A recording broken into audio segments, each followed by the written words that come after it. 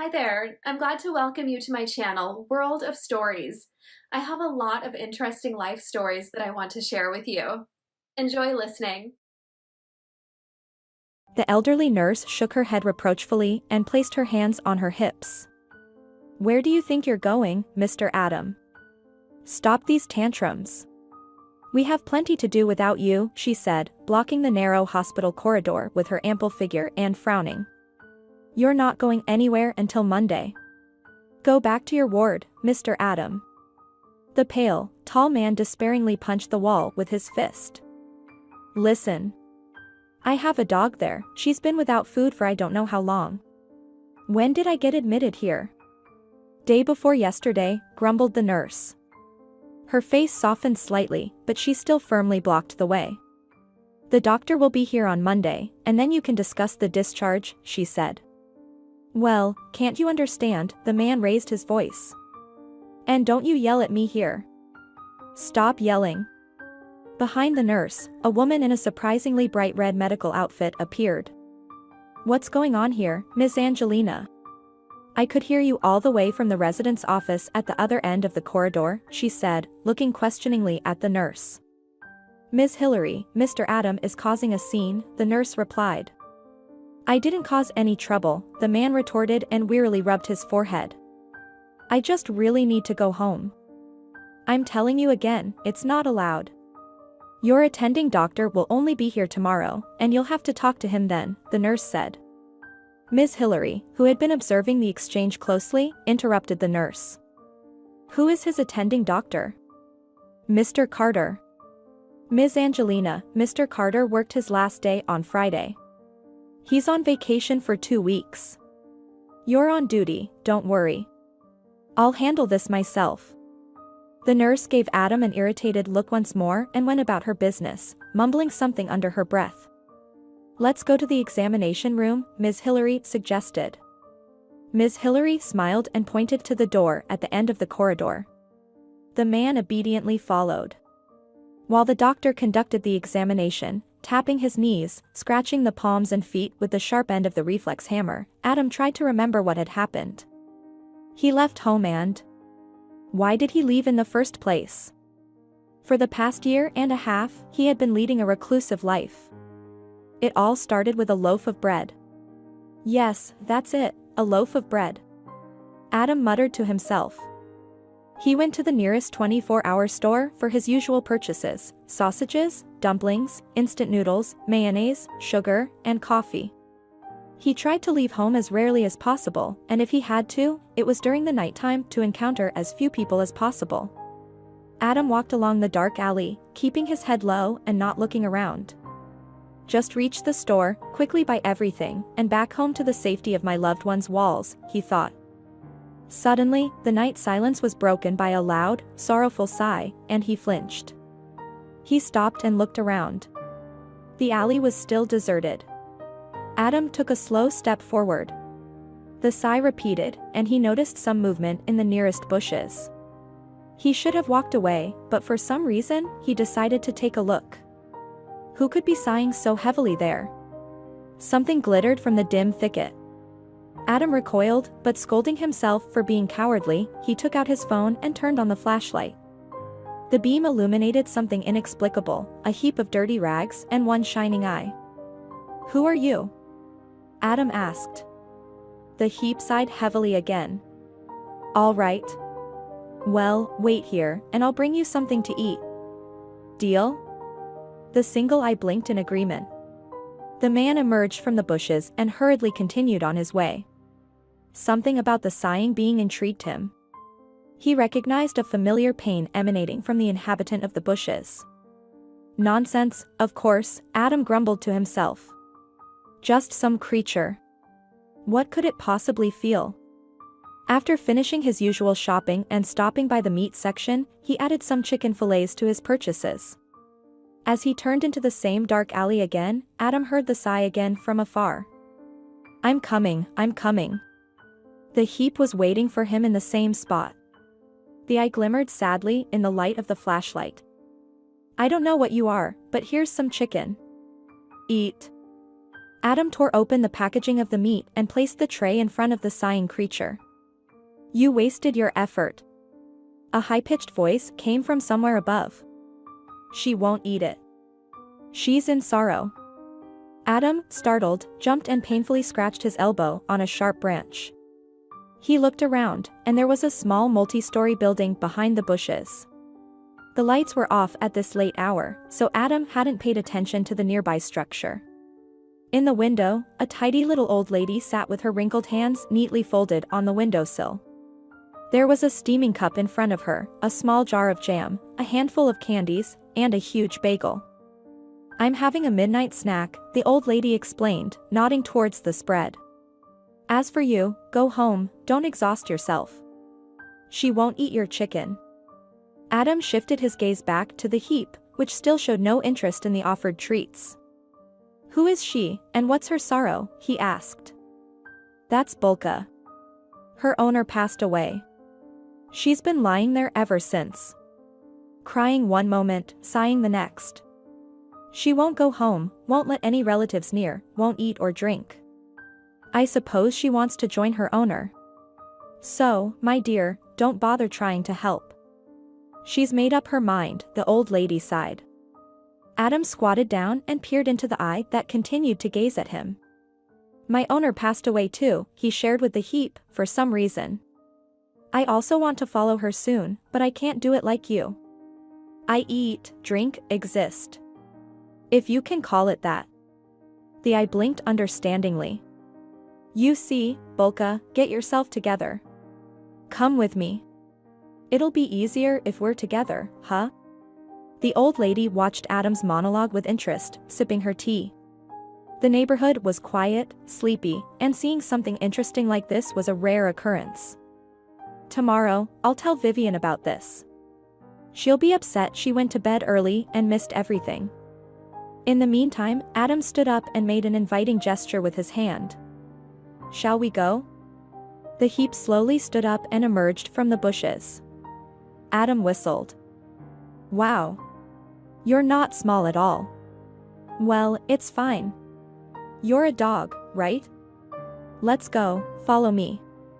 Just that I'll take the chicken, or I won't have much to feed you. The man bid farewell with a nod to the old lady and walked along the alley. Bulka silently followed. Look at that, the old lady took a bite of her bagel. They found each other. Miracles. Adam opened the gate and let the dog in. This is where I live. As you can see, it's not particularly luxurious, but it's home, he said. He fumbled with his keys and swung open the front door. Please come in. The dog cautiously entered the hallway and stopped. Adam shuffled around, examining his guest. The animal clearly knew better days. Its fur of an indistinct brown color was matted and hung down in dirty tufts to the floor. Burdock burrs were stuck to its paws and back, and there was a bleeding scratch near its ear. Well, Bulka, Adam said doubtfully, gently touching the tangled fur. We're going to clean you up, all right? Bulka obediently climbed into the bathroom and waited. Adam turned on the shower, adjusted the water, and began carefully washing the dirt off the dog. There we go. Brought a dog home, he thought, soaping the foul-smelling fur. But she's also lonely, just like me. Why not? Adam and Kate had known each other since they were babies. Their mothers turned out to be roommates in the maternity ward and became friends. Moreover, they lived in neighboring houses. So, the children grew up together, went to daycare and then to school at the same time. Looking back, Adam realized that it couldn't have been any other way. They had become so intertwined that he couldn't even imagine another person being so close. Now it seemed to him that since the day of their wedding with Kate, only a moment had passed. One short, bright, incredibly happy moment etched in his heart forever. Adam shook his head, trying to push away memories that always brought pain. He focused on the dog. So, you're not black after all? Adam said in surprise, examining Bulka's light beige fur.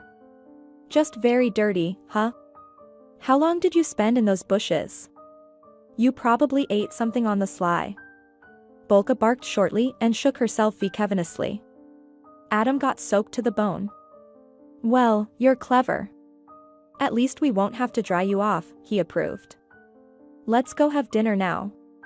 As Adam boiled dumplings on the stove, he cut the chicken into large chunks for Bulka and poured a huge bowl of water for her. The dog quickly devoured the treat and now dozed on a makeshift bed near the window. Adam stood by the stove, stirring the dumplings and reminiscing. They had lived with Kate together for over 10 years. The main pain for the couple was the absence of children. It seemed like a young, healthy couple should have no problems, but month after month, thoughts of a child remained just a dream. And then, 2 years ago, the test showed the long-awaited 2 lines. Adam was overjoyed and carried his wife in his arms. Kate was glowing, her worried and important gaze softened, and her figure rounded. She seemed to be entirely focused on the little bundle of life growing inside her. Occasionally, she would mumble some silly endearments while gently caressing her still barely noticeable belly. The doctors insisted on careful prenatal care since Kate was already 34 years old at the time. "Having your first child at this age requires special attention," the doctor had said during the initial consultation. However, Kate's pregnancy went smoothly. All screenings and tests were normal. She didn't experience morning sickness or any discomfort. Life finally seemed to bloom with new vibrant colors. The puzzle was complete. The last, most important piece was laid on the table, completing the picture. Adam happily worked for the good of the family. He had finally finished the renovation of the house that had been inherited from his deceased parents.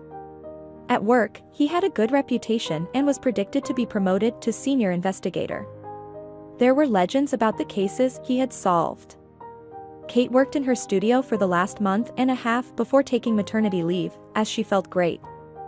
One clear spring morning, Adam kissed his wife, took the lunch lovingly prepared by her, and headed to his department. Kate left for her studio a bit later, so she hugged her husband, "Goodbye," and disappeared into the hallway with a spring in her step. Closer to noon, Adam was unexpectedly called to the reception. Puzzled, he went downstairs. His department head was standing by the turnstile, looking concerned. Next to him was a young police officer, who kept shifting from one foot to another. From then on, everything felt like a fog. With little understanding of what was happening, Adam was driven in a patrol car to the city hospital. An elderly surgeon with a tired face led him to the intensive care unit. Pale and fragile, Kate lay under the sheet covered in wires and 4 lines. The doctor was saying something, shaking his head, but Adam could only look at his wife's face that now seemed so unfamiliar, her thin arm lying lifelessly on the bed. By the next morning, Kate was gone. A weeping woman came to Adam, begging him not to ruin her reckless son's life.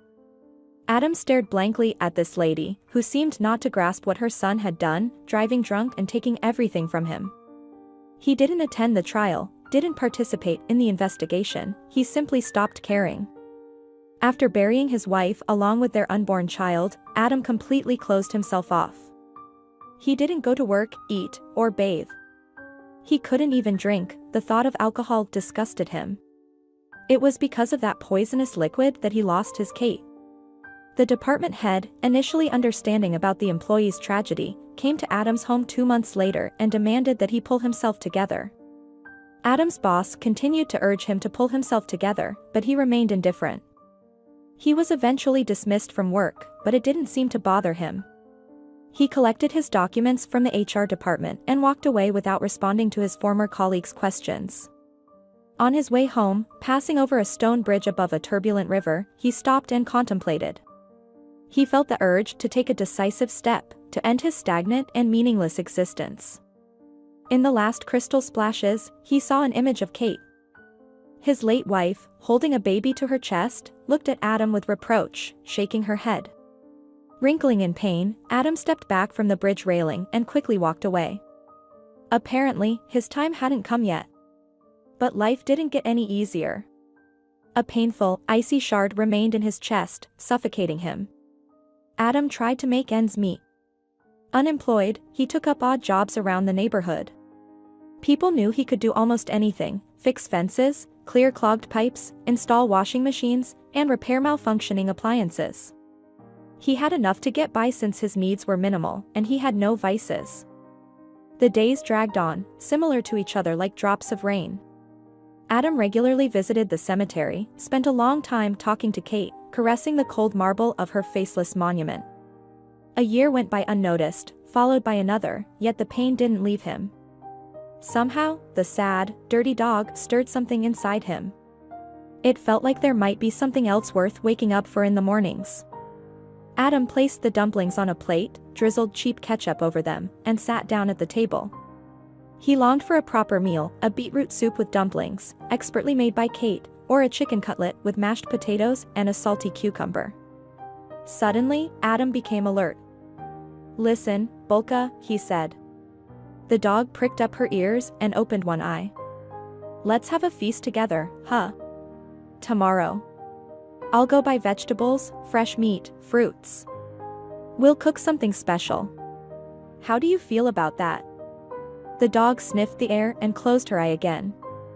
"That's settled then." As if getting approval, Adam felt delighted. The next day, after feeding Bulka with the leftover chicken, the man went to the supermarket.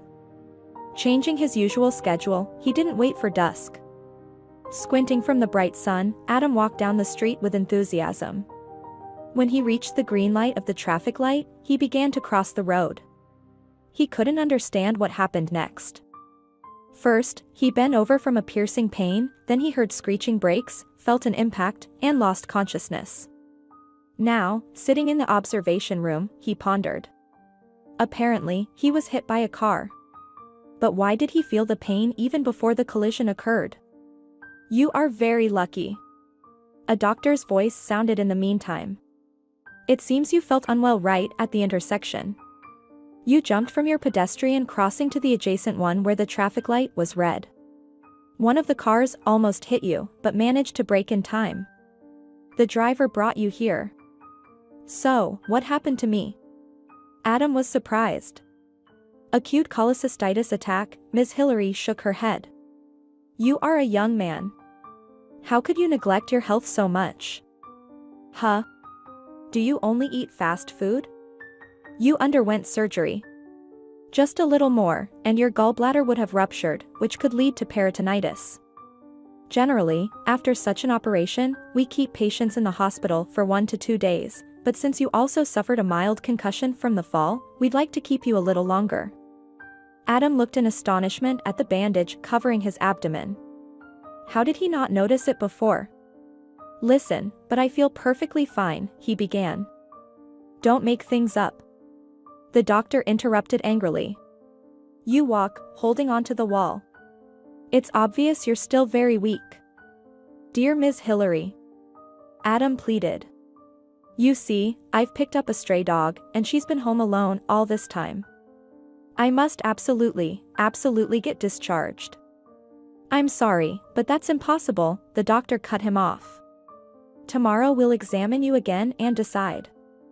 For now, please go to your ward." Adam left the office helplessly and slowly walked down the corridor. "Do you have the keys to your home with you?" A quiet voice came. Adam shuddered and turned around. A young woman was sitting on one of the worn-out chairs. Her face was hidden in the shadows. "Keys?" he asked. "Yes." The woman stood up. Now he could see her clearly.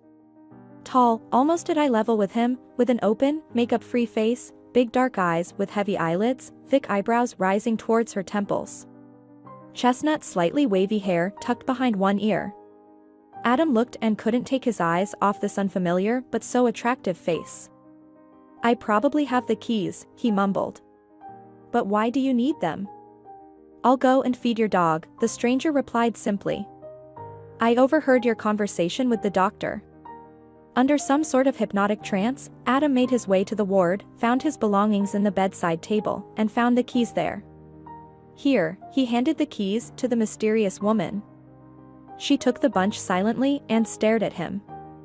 "And the address?" she finally asked. "Where should I go? Where is the dog? What's her name, and what should I feed her?" Adam regained his composure a bit and stammered as he told the stranger all the details. All right, she nodded with a smile. I'm Miranda, by the way. Adam, the man introduced himself. Well then, we'll get acquainted. I'll take care of your dog while you're away. Don't worry, focus on your treatment and come back home. Miranda waved her hand and left the room, leaving a pleasant scent of some unknown perfume behind. Adam lay down on the bed and gazed at the ceiling. There was something so captivating about this woman. He realized he hadn't paid much attention to the opposite sex in a while. He had Kate, and he didn't need anyone else. But Miranda stayed on his mind. Closing his eyes, Adam saw her calm face, a delicate nose with a slight bump, the curved and slightly upturned upper lip, and her milky skin with 3 tiny freckles on her cheek. Hardly waiting for the morning rounds, the man inquired with the doctor. When would he be discharged?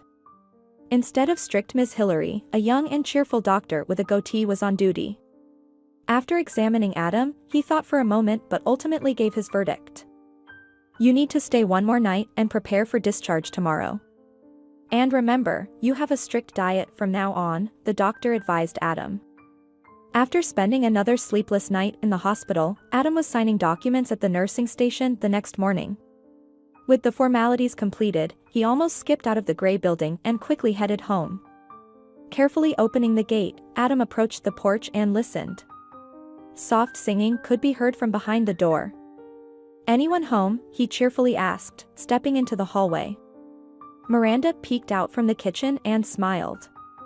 It's just me and Bulka, she said. Come in. I'm actually cooking for tomorrow. Adam entered the kitchen and sat on a stool, watching Miranda bustling around. She skillfully scooped up a pot from the stove and served fragrant porridge onto plates, topping them with sliced apples. Then she placed one of the plates in front of Adam. Here you go. Enjoy, she said. The man happily started eating the porridge. I haven't had something this delicious in a long time, he mumbled with a mouthful. Suddenly, he felt a bit embarrassed. Oh. I didn't leave any money for Bulka's food. No worries, Miranda laughed. We managed fine without it. Besides, you have a wonderful garden that you haven't been taking care of. There are so many apples, raspberries, and plums. In the garden, my wife usually took care of everything, Adam sighed, setting aside the spoon. And I kind of let it go. Miranda looked a little awkward and lowered her eyes. After washing the dishes, Adam looked around. The dog was peacefully sleeping near the freshly cleaned window, and a pot of soup was simmering on the stove. The floor gleamed from being scrubbed. Miranda. You've done an amazing job here in my den. Thank you so much. How can I repay you? The woman pondered for a moment and then blurted out, as if she had made up her mind. Can I stay here for a while? I'm going through some difficult times, and I need to wait things out somehow. Of course, no problem, Adam responded warmly. Inside Adam's heart, joy sparked because Miranda wasn't planning to leave him just yet. Maybe you need some help, he offered. No, thank you for the offer, but it's not necessary. If you don't mind, Bulka and I will go for a walk while you rest. Miranda beckoned the dog, and as she left, Adam tried to sort out his feelings. On one hand, he felt guilty for allowing a stranger to take over their home with Kate. On the other hand, he felt a warm glow in his soul from being close to Miranda. Am I falling in love? Adam quietly asked himself. After contemplating for a while, he stepped out into the yard. For the first time in a year and a half, he felt motivated to do something. He surveyed the property and decided to clean up the pile of boards and construction materials left there since the renovation. I'll set up the barbecue, he thought, loading the debris onto the wheelbarrow. The weather is perfect, and I can grill some kebabs. What are you doing? Miranda's indignant voice suddenly rang out. Adam, who was pushing the wheelbarrow toward the shed, stumbled in surprise. Yes, I decided to clean up the yard, Adam replied, leaning the wheelbarrow against the fence.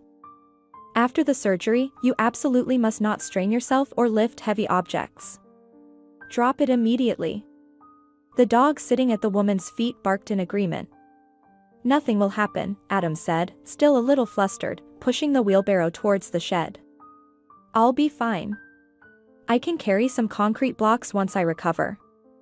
Don't even think about it. Once you recover, you can do whatever you want, Miranda insisted. But for now, take it easy. Adam shrugged and followed Miranda back into the house. Let's start preparing dinner now, she said, unpacking the bag she brought along. Do you peel potatoes well? She asked. I think I do it okay, Adam grinned. I learned in the army. Great, Miranda handed him a bowl of large potatoes. While he peeled the thin skin with a sharp knife, Adam tried to strike up a conversation. Tell me, Miranda, are you from our town? Not exactly, she evaded the question. I'm just passing through. What were you doing in the hospital? Visiting someone? You could say that, Miranda replied cryptically. Once again, she avoided giving a straightforward answer. Pass me the potatoes. I'll start boiling them, Adam said. Yes, what's with her, he thought, squinting as he watched her. She doesn't want to share anything about herself. What's with all the mystery? Meanwhile, Miranda sliced ripe tomatoes and seasoned them with sour cream. The potatoes were bubbling in a large pot, and meatballs were simmering in a smaller one. Adam's mouth began to water. Everything's ready. Have a seat. Miranda placed a plate in front of Adam, loaded with several potatoes generously sprinkled with dill, and a couple of meatballs. Dive in, she exclaimed. Adam, with his eyes half closed in enjoyment, began eating. It was genuine home-cooked food, prepared with skillful female hands. By the way, Miranda's hands were well-groomed. Adam noticed her neat manicure and a pair of gold rings on her long fingers. There was no wedding ring, though. After dinner, they poured aromatic tea into mugs and both stepped out onto the porch. The city was descending into ink-black southern twilight, crickets chirped, and somewhere in the distance, a dog was howling. Bulka, lying beside them, softly whimpered in response. You know, Miranda, thank you so much. I haven't felt this calm and cozy in a long time, Adam said unexpectedly to his newfound acquaintance. He found himself opening up about himself, Kate, the unborn child, and his shattered life. Miranda listened attentively, biting her lip and looking away. At some point, she grabbed Adam's hand and squeezed it tightly, as if to show that she was there for him. That's the story, Adam concluded, feeling a little embarrassed by his outpouring. I'm so sorry. Miranda replied, her voice choked with emotion. It's terrible what you've had to go through. Thank you. I just felt the need to talk about it, Adam said, rising from the porch and taking his mug back into the house. He couldn't bear to look at Miranda.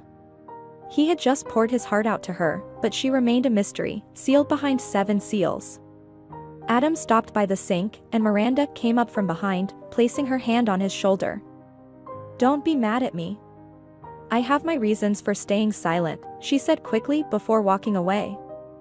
That night, Adam could hardly sleep. He could almost physically feel Miranda's presence in the next room. It seemed as though the teasing scent of her perfume was permeating through the walls that separated them. After tossing and turning until almost morning, Adam finally managed to drift off into an uneasy sleep. In the morning, he woke up abruptly and stared at the ceiling. What happened yesterday seemed unreal. Had he really let a stranger into his life? Trusted her, been charmed by her? Adam tried to tune in to his feelings. The familiar pain in his chest seemed slightly less intense, not as overwhelming. He felt like taking a deep breath. He got up from the bed too quickly and groaned, feeling an unpleasant pulling pain under the plaster on his abdomen. I need to be more careful, he thought, grinning widely. For the first time in a year and a half, he felt a sense of purpose in life. Trying not to disturb anyone, Adam stepped out onto the porch, happily embracing the morning chill and shivering with delight. He greedily inhaled the crisp, pure air. Good morning.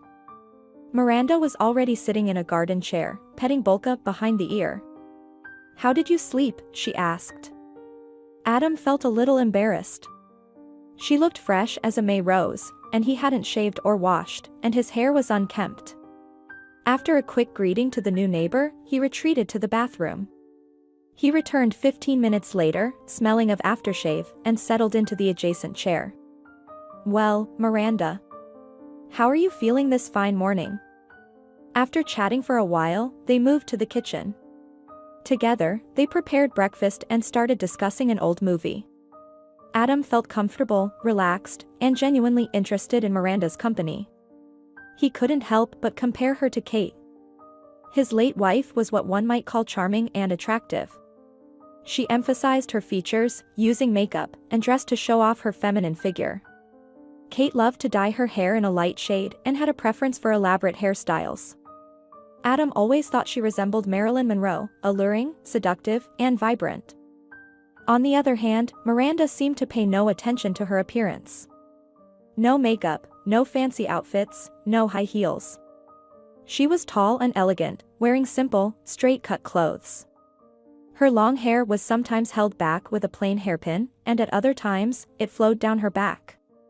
However, her hazel appearance was captivating, and Adam couldn't take his eyes off her. Days turned into weeks, and Miranda continued to stay with Adam. Occasionally, she would leave for a while, but she always came back. From casual acquaintances, Miranda and Adam gradually became close friends. They often chatted about everything and nothing, cooked dinner together, watched movies, and discussed books. Having recovered from the operation, Adam resumed his part-time job and gradually tidied up his neglected property. Miranda took care of the garden, picking apples from the old trees and baking pies. Adam had long realized that he felt something more than just friendly affection for Miranda, but she remained partially closed off to him. She never talked about her past, except for some insignificant and amusing childhood stories. One day, after returning from another part-time job, Adam sat in a garden chair, watching Miranda sort the fallen apples, setting aside the good ones for a future apple pie. Yielding to an involuntary impulse, he got up and approached her. He gently placed his hands on Miranda's shoulders and turned her towards him. She looked surprised and dropped an apple. "Miranda, listen." Adam began, feeling nervous. "Adam, I'm asking you, don't do this," she blushed, avoiding his gaze. "Let's not complicate things." Adam noticed that despite her words, she leaned into him. Deciding that he had nothing to lose, he pulled Miranda closer. Their faces were very close, and Adam caught the intoxicating scent of her perfume. He leaned in and kissed her. She didn't pull away, instead, she clutched his neck with her hands. A few minutes they were lost in each other's kisses under the apple tree. Finally, Miranda pulled her head back and whispered, "Why did you do that?" "Yes, because you drive me crazy," Adam replied in a hushed tone, "ever since I saw you." Miranda closed her eyes. The man hugged her tighter and kissed her again. During dinner that evening, there was an awkward atmosphere. Miranda seemed lost in her thoughts, distant. "Listen." Adam couldn't hold it in. "If I offended you, forgive me. I may have been too presumptuous, thinking that you're not indifferent to me either." "You're not indifferent to me," the woman answered softly, looking at the table. "It's just that none of this makes any sense. You don't understand." Before Miranda finished speaking, she jumped up and ran out of the kitchen. Adam could hear her pacing excitedly in the room, and then there was a sound of something falling. He opened the door to Miranda's bedroom, intending to find out what had happened. She stood there, head down, and some items taken out of the suitcase were scattered on the floor.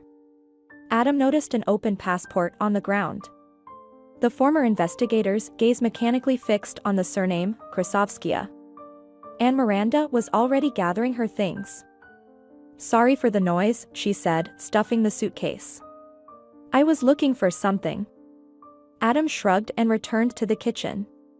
After a while, Miranda joined him. At night, the man was plagued by nightmares, a dark and enormous figure blocking the light and approaching him, not allowing him to breathe. Waking up in cold sweat, he glanced at the clock. It was only 5 in the morning. He stepped outside on tiptoes, shivering in the pre-dawn fog. He sat there for a long time, watching the rising sun. Deciding that today he needed to clear everything up, Adam headed to prepare breakfast. The sun had long risen, but Miranda was still asleep. Anxiously, the man paced outside her room, hesitant to disturb her. Finally, unable to resist, he cautiously opened the door. The bedroom was empty, the bed neatly made. Only a faint scent of perfume reminded him that Miranda had been there once. Adam quickly examined the room. No belongings, documents, or phone. Miranda had disappeared. Dejected, he sank onto the bed. He had scared her away with his foolishness, kisses, and confessions. Who did he think he was?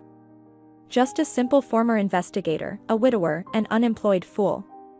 His gaze caught a white sheet of paper, pinned to the windowsill with a cheerful little flower cup. With trembling hands, Adam grabbed the paper, eagerly reading the neat, small handwriting. Adam. I know what you're thinking right now, wrote Miranda. Let go of these thoughts. If circumstances were different, I would have never left you like this. But, unfortunately, there are things beyond my control. Forgive me. You mean a lot to me. Adam shook his head and closed his eyes. In his mind's eye, scenes from his past life flashed before him. Kate, the long-awaited pregnancy, the tragedy, the lengthy recovery, the sad dog that lost its owner, the chance encounter with Miranda. No, he wasn't ready to let her go so easily. Adam resolutely took out his phone from his pocket and dialed a number. After several rings, a surprised voice finally answered. Adam. Long time no see. What's up? Hey, Kevin. I need your help. The conversation with his former colleague was difficult. After all, he left his job in not the most graceful way, simply disappearing without handing over documents or explaining anything to anyone. Interesting. Kevin mumbled. Well, what the heck? I'm on duty today, so come over. I'll be there soon, Adam replied shortly and hung up. Quickly getting ready, Adam headed towards the familiar government building. As he approached, he stopped and took a deep breath several times. He once loved his job and was sure he would never leave it. But look at him now. Broken. Getting a pass from some unfamiliar staff member, Adam went up to the second floor and knocked on his former comrade's office door. Welcome, a mocking voice sounded as Adam entered. Behind the desk, cluttered with gray cardboard folders, sat the old and friendly Kevin, smiling with all 32 teeth. So, the prodigal son speaks. Have you decided to come back to us? Adam brushed off cigarette ash from the chair and sat down. As for coming back, I'm not sure yet, but I have a huge favor to ask you. I need to find out everything about someone. Wow. Sounds interesting. Who is this someone? It's a long story, Adam grimaced. Can you just find the information without asking too many questions? Kevin looked carefully at his former colleague. Something in his gaze made him switch to a serious tone. Well, I'll try. I'll do my best to help out an old friend. What do you have? Adam sighed. Miranda Krasovskia. That's all I have. Kevin whistled. Not much to go on, huh? All right then, let's create a verbal portrait. The man rummaged through his phone and sent something to the investigator. Kevin looked attentively at the received photograph. It's a start. Okay, once I find out something, I'll get in touch with you. Deal? Adam stood up and shook Kevin's hand. Thank you. Nothing to thank me for, at least not yet. On his way back, Adam kept looking around, trying to spot a familiar face among the passers-by. Upon entering his house, he immediately went to Miranda's bedroom. There was a wild hope in his heart that she might be there, but the room was still hopelessly empty. Brewing himself some tea, Adam grabbed a notepad and sat in the garden, keeping the gate in his line of sight.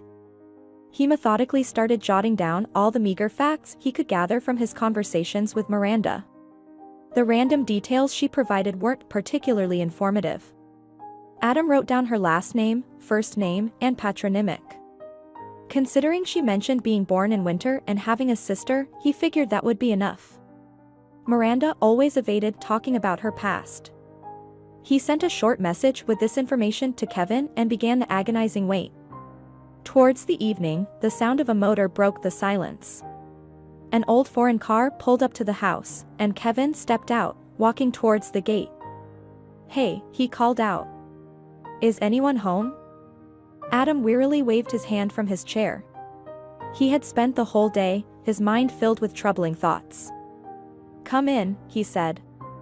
Kevin entered the yard and settled into the adjacent chair. "All right, buddy, spill the beans." The investigator looked closely at his former colleague. "Where did you get a photo of this lady?" "From a camel," Adam retorted. "I took the picture myself." "When was that, may I ask?" "About a week ago, give or take." The man didn't quite understand where this strange question was leading. Meanwhile, Kevin drummed his fingers on the woven armrest. "Very interesting. You see, according to the information available, this person, Miranda Krasovskia, died 6 years ago under rather tragic circumstances." Adam stared at the investigator in disbelief. "Are you out of your mind? What do you mean she died?" "She passed away. Ended her journey, departed to the afterlife." "That's what it means," Kevin replied with sympathy, shaking his head. "Adam, what's happening to you? I understand that after what happened to Kate, things haven't been easy for you, but now you're interested in some girl who's long gone." Adam jumped up and started pacing the yard. "Friend, what nonsense is this? It must be some mistake. Maybe a namesake or something?" "Well, if this namesake looks exactly like your lady, like 2 drops of water." "Adam, I checked. It's definitely her. Look." Kevin handed over an open folder. Adam quickly scanned the contents and froze.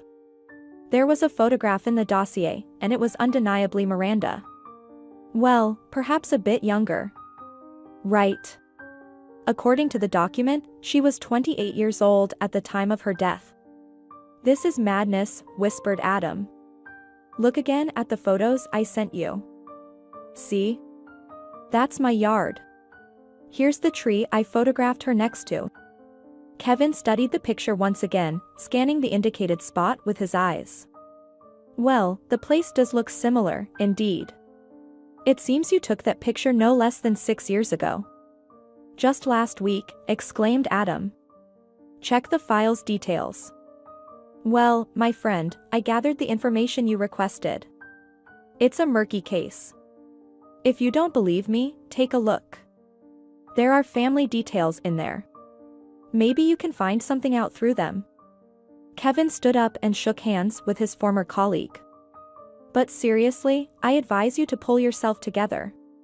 Come back to service, Adam. Stop fooling around." "Yeah." Adam absent-mindedly nodded, shaking his hand. "As soon as possible." "I'm serious." Kevin looked at his friend once more and headed to his car. As soon as the investigator's vehicle disappeared from view, Adam went into the house and settled at the kitchen table. He carefully examined the data in the folder he received. It turned out that Miranda did indeed die 6 years ago, along with her sister Hazy. They were on vacation in the mountains when an avalanche occurred. Rescuers managed to extricate both girls from the snow, but Miranda passed away without regaining consciousness. "Damn it, what is this?" Adam cursed and continued reading. So it turns out they came from a very wealthy family. The girl's father owns a large construction business covering the entire south of the country. Miranda was married. At 26, she married an equally wealthy heir, the son of the owner of an industrial holding. This union was highly beneficial for both organizations, leaving little doubt that the marriage was contractual. Adam flipped through several pages with screenshots from news websites. The highly rated wedding of Miranda Krasovskia and Max Parker was mentioned everywhere. The photos showed Miranda smiling, in the embrace of a young, handsome man, gently holding her waist. Adam frowned. He noticed that in the pictures from that time, Miranda looked slightly different.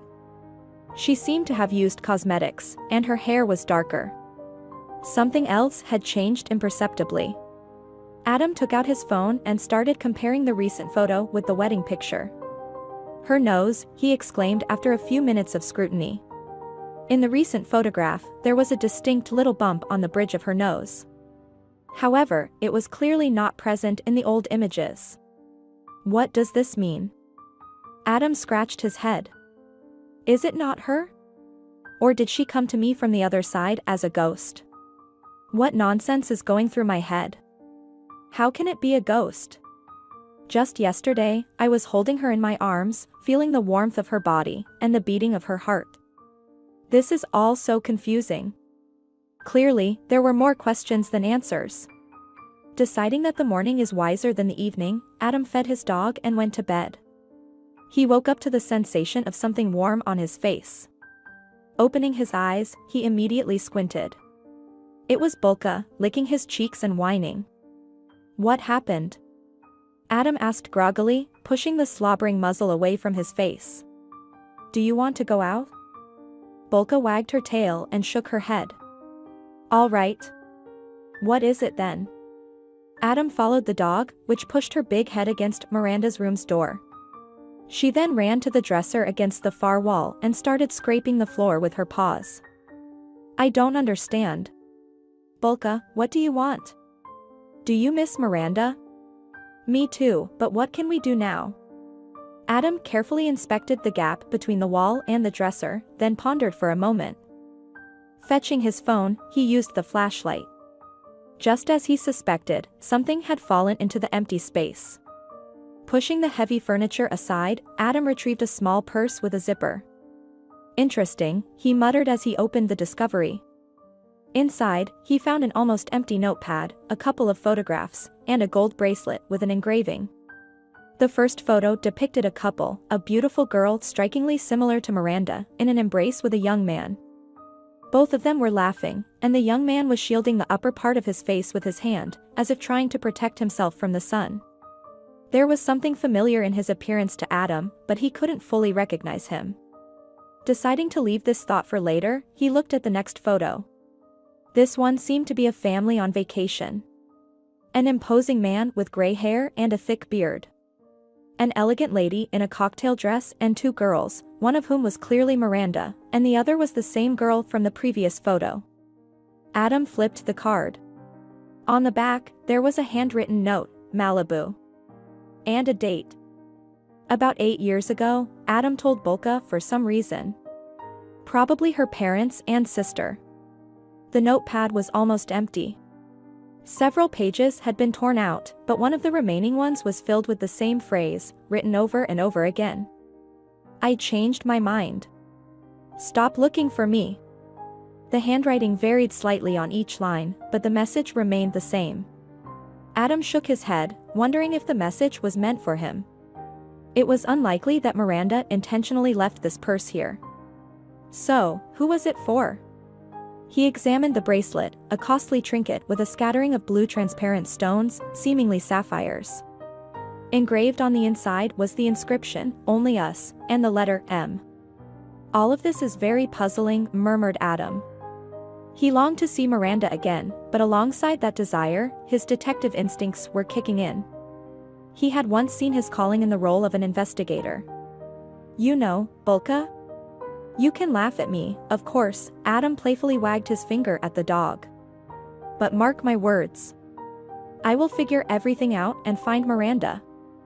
Bulka responded with a snort and scratched her ear. Ah. No support from you. Adam joked. He gathered the found items back into the purse and decided to start investigating. First, he double-checked the information about Miranda's relatives. After some internet research, he found that Miranda's father was still thriving, and the business was doing well. As for the younger daughter, Hazy, there was very little information available. Her social media page was abandoned and hadn't been updated in many years. Adam flipped through old photos again and noted how strikingly similar Hazy and Miranda looked. The age difference between the sisters was minimal. They were like peas in a pod. Adam delved back into the news sites from 6 years ago, finding information about the tragedy in the mountains. There were photos of Miranda's parents, who flew to the scene as soon as they heard about the incident. There was a picture of Hazy outside the hospital, sitting in a wheelchair, her face and hands bandaged. It appeared that Hazy suffered serious injuries and significant frostbite to her tissues. The eldest daughter of businessman passed away in the hospital, never regaining consciousness. Adam reread the headlines several times before delving into the actual news. Among other details, the article mentioned the location of the funeral. He opened the train schedule, thought for a moment, and then purchased a ticket, heading to his neighbor's place. Aunt Andrea had lived nearby for as long as he could remember. During his darkest moments after his wife's death, she would occasionally sneak into Adam's property and leave food for him, sometimes forcefully taking his clothes to clean them at her place. After making an agreement with his neighbor that she would take care of Bulka, Adam quickly packed the essentials and headed to the train station. Several hours later, he arrived at the regional center. According to the note, 6 years ago, Miranda was buried at the local old cemetery. The idea of going to the graveyard at night didn't seem like the best one, so he checked into a nearby hotel. The next morning, after studying the city map, he called a taxi and reached the cemetery. Surprisingly, there were quite a lot of people there, as it was Saturday. Passing through the ancient overgrown gates of the cemetery, Adam suddenly realized that today was a weekend, and more people were visiting than usual. After finding a small pavilion where the cemetery administrator sat, Adam put on a serious expression, almost pretending to be an investigator. But in reality, it wasn't necessary. The serious-looking girl, after checking the data and the date of death, quickly clicked a few times on her computer mouse and informed Adam where to find the grave.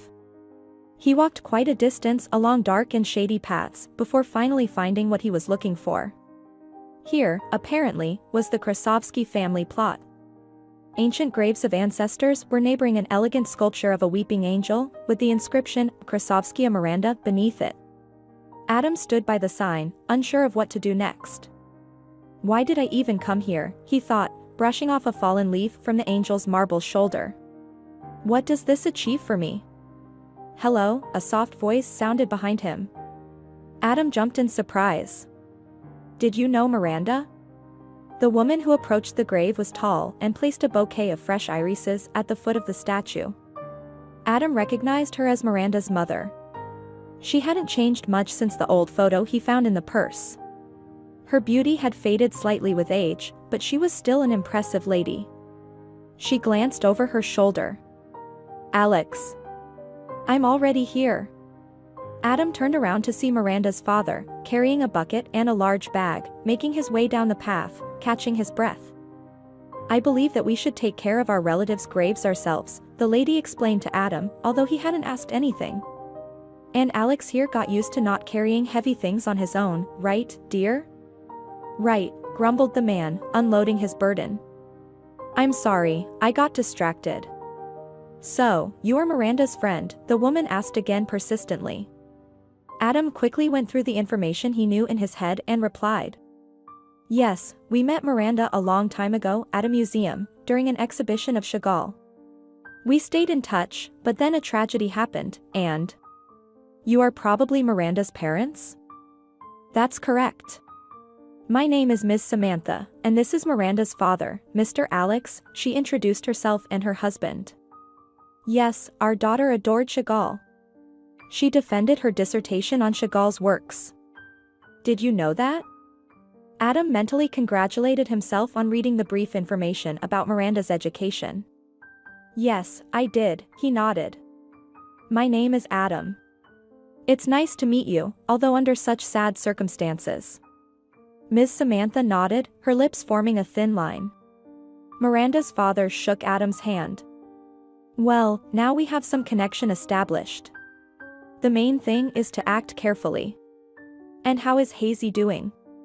Adam casually inquired while helping Miss Samantha clear the dry grass from the grave. The woman froze, looking intently at Adam. Do you know Hazy too? Adam realized he had said something he shouldn't have and tried to backtrack. Not that I know her well. I saw her only once. I just know that she was there when all that horror happened. Well, Miss Samantha said, Hazy is like she's from another world. She rarely went anywhere with Miranda. So I was surprised that you knew her. Hazy left after the tragedy. I think she is doing well. And where did she go? Adam asked. Why do you need to know that? Mr. Alex spoke up sharply. Are you friends with Miranda or Hazy? Alex, stop it. Sophia comfortingly patted her husband's hand. Adam. I apologize. Alex is just upset because. Well, it's a long and not very pleasant family story. You don't need to delve into it at all. It seems to me that it's precisely necessary for me to delve into it, Adam thought, trying to figure out how to extract information. He watched as the spouses took care of the grave, wanting to step back and let the parents grieve peacefully without interference. He himself remembered well how irritated he used to get by well-wishers trying to share their grief with him. But he knew that Miranda was alive. How could he allow her parents to suffer even one extra second? With the information he had. What information do I have? Adam thought. A recent photo of their daughter, but then who is buried here? No. First, I need to find out what's going on. And do you know? Ms. Samantha spoke up. We come here every first Saturday of the month, and this is the first time we've encountered someone else. Miranda didn't have many friends, and she was always into art and books. Hazy used to lead a completely different lifestyle. She was, well, a true socialite. However, after the tragedy, she withdrew and, in general, she doesn't communicate with anyone now, including us. Samantha, stop it. Alex interrupted his wife. And you, young man, better mind your own business. Where did you come from? Did Max send you? Tell him we have nothing to say to him. Max? Adam became wary. Who is this Max? Ms. Samantha inspected the tidy grave, touched the monument, and nodded to her husband. Max is Miranda's husband. The grieving widower, so to speak. Let's go, Alex. It was nice to meet you. She smiled, momentarily resembling her daughter. Miranda's parents disappeared behind the thick trees, and Adam stood in contemplation, lingering beside the cold, white angel. Still, nothing is clear. The man concluded and headed towards the cemetery's exit. At the very gate, someone called out to him. Surprised, he turned towards the voice. A young man with an athletic appearance handed a business card to the former investigator and muttered, "Give him a call." Then he disappeared from view. Adam examined the glossy rectangle. Ms. Samantha, Devoted Angel Foundation. These were the words printed on the card. Upon reaching the hotel, Adam immediately dialed the number. Hello again. Your assistant gave me your business card. Yes, Adam. I'm glad you called. I would like to meet with you. Can you come tomorrow around noon? I'll send you the address right now. Agreed. See you tomorrow. Adam said, Goodbye. and ended the call. Thoughtfully pacing around the hotel room, he reviewed the facts. Ms. Samantha mentioned that Hazy used to be a socialite. However, when he searched for information online, he couldn't find anything noteworthy. If the girl attended fancy receptions and parties, why was she not mentioned in society gossip pages? He dug through the web again and managed to find only one old article about the opening of a new club. Several photos showed a very young Hazy, almost a high school girl, in the company of other teenage girls. Nothing more. Well, then I need to thoroughly question Ms. Samantha. It seems she is also interested in talking. I wonder why. Adam thought. Barely waiting for the appointed time, Adam entered the spacious lobby of a bright one-story building. He had to travel almost to the outskirts of the city. The Krasovskia Foundation was located on a vast plot, with a large portion of it covered by woods. Good day. The former investigator greeted the girl at the reception desk, who met him with a questioning smile. I have an appointment with Ms. Samantha. You must be Adam, I suppose? The girl smiled more openly. Come with me, I'll show you the way. On the way to Krasovskia's office, Adam looked around cautiously.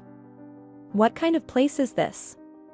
Strange sounds occasionally echoed, and there was a smell of medical supplies and cleanliness. "Hello, Adam." Ms. Samantha warmly welcomed her guest and gestured for her employee to leave. "Have a seat. Would you like something?" "No, thank you. I would like to know what you wanted to talk about." Krasovskia stood up from behind her large desk, which was quite creatively messy, and moved to a chair closer to Adam, by a coffee table. "Perhaps it's just my foolish motherly heart, but yesterday I had the feeling that you know more than you say. You see, in one day, I lost the only things I lived for. Both of my daughters." "But Hazy," Adam began. However, Ms. Samantha interrupted him. "Yes, Hazy survived, and I even thought that this horrible tragedy taking Miranda away could somehow save Hazy, but I was mistaken." "To save? Save from what?" Ms. Samantha stood up and nervously walked around the office, then picked up some random glass trinket from the shelf and began fiddling with it in her hands. "All of this has been haunting me for so many years. I sincerely hope for your silence, Adam. My husband went to great lengths to keep everything a secret." "Listen, Ms. Samantha. I don't understand anything yet. If you suspect that I might reveal something about your family, you can let go of these worries. My goal is not that at all." The woman sat back down in her chair, crossing her legs and folding her elegant hands on her knees. At that moment, she again looked remarkably like Miranda to Adam. Miss Samantha looked at the ceiling and blinked a few times. It was evident that she was holding back tears. Adam moved a little closer and gently patted her shoulder in approval. She gratefully smiled. "It's hard for me to keep myself together. Even now, after so many years. This whole story feels unfinished to me, perhaps because of Hazy's behavior. Alex says I'm overthinking, but I can see that it's difficult for him too. Do you understand, Adam? You might think we are refined rich people who are disconnected from everything human. I don't think that at all." The man interjected, feeling uneasy. After all, those were exactly the thoughts swirling in his head. Miss Samantha gave a bitter smile and began her story. "Alex and I were not born with silver spoons in our mouths. He came from a simple working-class family. It so happened that his father passed away early, a workplace accident. He was left with only his mother and 2 siblings. Alex, being the oldest, had to carry all the burdens from the age of 12. He couldn't even finish school properly, barely completing elementary education." The woman smiled dreamily, lost in her memories. "When we met, I had just turned 16. I come from a family of musicians, Adam. My parents were very poor but extremely proud people. They did everything they could to break off my association with that rough boy from the working-class outskirts. I got into a music school for violin." Samantha gestured as if playing a musical instrument in the air. "I diligently went to my lessons every day. Mom would accompany me, adjusting my starched white collar and smoothing my already impeccable pleats." The woman suddenly chuckled. "And I hid my violin case in the barn that stood in the yard and rushed to my Alex.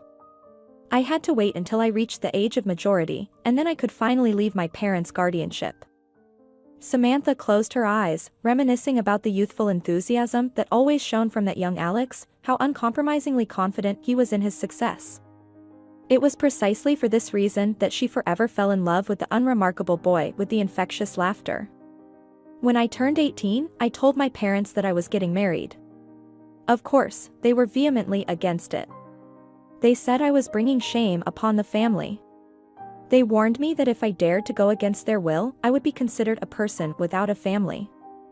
Miss Samantha rolled her eyes. "Can you imagine? They were so proud that none of our ancestors ever engaged in menial work, and they despised anyone who didn't resemble them. I left. It was very difficult for us, but I insisted that Alex get an education. He was always very smart, my Alex. For several years, I was the main breadwinner in the family. I played the violin at the subway station, and at night, I worked at a vegetable market."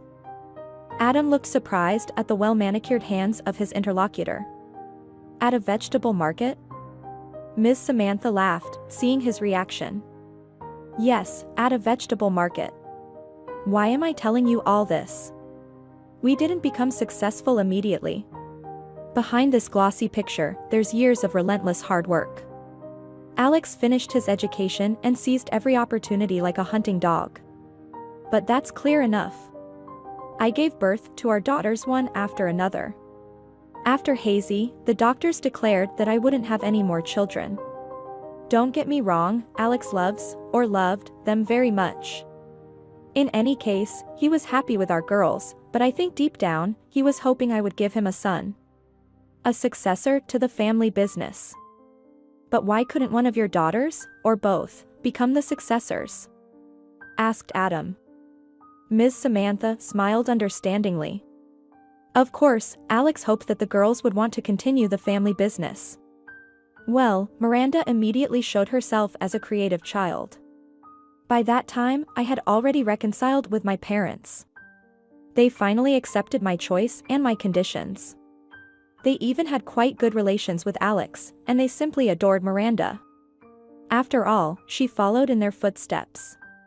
In the end, as you know, our elder daughter chose the path of art.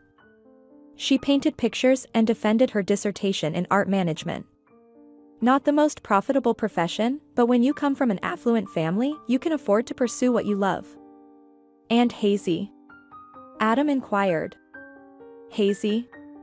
You know, sometimes I had the feeling that she was sent to us by fate as the ultimate test, and to our immense regret, we didn't pass it. What do you mean? Miss Samantha's face momentarily seemed older. A deep wrinkle formed on her forehead, and the corners of her lips drooped with sorrow. An interesting transformation, Adam noted to himself. When she was talking about Miranda, her face was glowing. Unfortunately, from a young age, our Hazy was not interested in anything except money and pleasure. We sincerely tried to raise both of them equally. However, while Miranda sought knowledge, people, and animals, Hazy was completely different. At first, it wasn't so noticeable. Hazy was a smart girl. She noticed that she received approval and rewards from us, and she did everything to take advantage of it. But as the years went by, her true character emerged. The younger daughter learned to lie cunningly, scheme, and even resorted to blackmail. Miranda loved her sister. I think she never realized that Hazy only used her for her own purposes. Adam scratched his chin and pondered. I still don't quite understand what you're talking about. What exactly did your daughter do that was so terrible? Papers rustled on the table, and Miss Samantha looked in that direction. A sleepy ginger face emerged from the pile of documents. She smiled, and a small creature, dropping a few pages to the floor, emerged, a miniature cat. This is Bija. They brought her recently, Miss Samantha answered Adam's questioning look. You see, we have an abandoned animal foundation here. So, about Hazy. Since she was around 14, she started leading a rather idle lifestyle. She wasn't interested in studying, skipped school, and got involved with a group of kids from wealthy families. We were completely blind, Adam. Miranda never did anything like that. That's why we missed Hazy's actions. When the first video appeared online showing our daughter's misbehavior, my husband and I were in absolute shock. The kids were drinking alcohol, filming their drunken antics on their phones, and they found some poor homeless person and teased him by throwing change at him. We believed then that it was just some teenage protest. Alex used his connections to have the video removed from the internet before it could spread widely. Understand correctly. He did this not for his reputation, but for our daughter. He was afraid it could ruin her future. I took Hazy to psychologists, trying to understand why she was drawn to everything bad. I had many educational conversations with her. Hazy nodded, smiled radiantly, and said she understood everything.